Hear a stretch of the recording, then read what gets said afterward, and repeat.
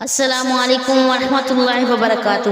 خواتین حضرات، آپ سے ایک چھوٹی سی گزارش ہے، میری ویڈیو کو اسکپ مت کیجیے گا، میری ویڈیو کو مکمل دیکھیے گا اور صدقے کی نیت سے اس کو زیادہ سے زیادہ شیئر بھی کیجیے گا۔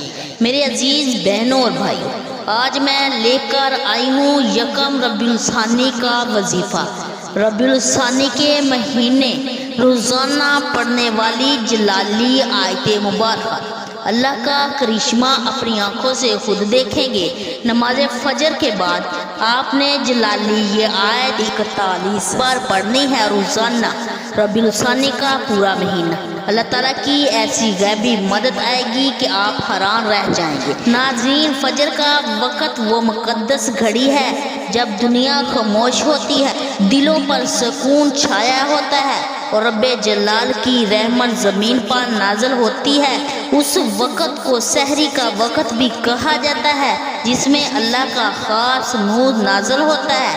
ایسا وہ لمحہ ہے جب اہل ایمان والے اپنی پریشانیوں کو سجدے میں سر رکھ کر اپنے رب کریم سے بہت ساری التجا کرتے ہیں اور وہ دعا بے پردگی عرش پر پہنچ جاتی ہے۔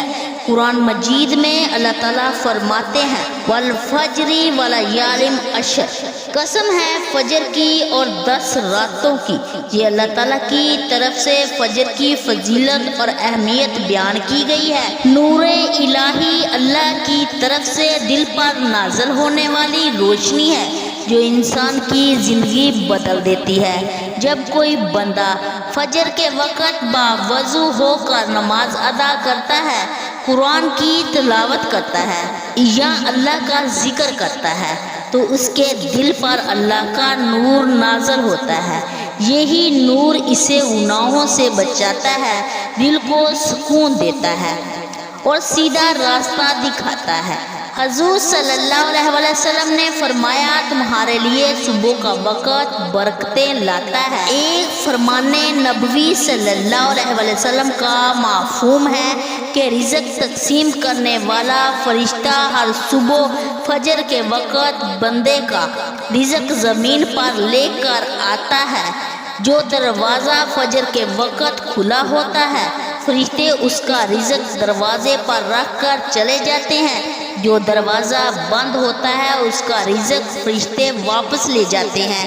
میرے عزیز بہنوں اور بھائیوں، نماز فجر کا خاص عمل میں آپ کو بتانے لگی ہوں۔ یہ قرآن مجید کی چھوٹی سی جلالی آیت ہے۔ فجر کے بعد میرا کوئی بھائی یا بہن اس آیت کو ربیع الثانی کا پورا مہینہ 41 مرتبہ پڑھ لے گا تو وہ اللہ تعالیٰ کا کرشمہ اپنی آنکھوں سے دیکھے گا۔ اللہ تعالیٰ اس کو ایسی نعمتوں سے نوازے گا کہ وہ خود حیران ہو جائے گا۔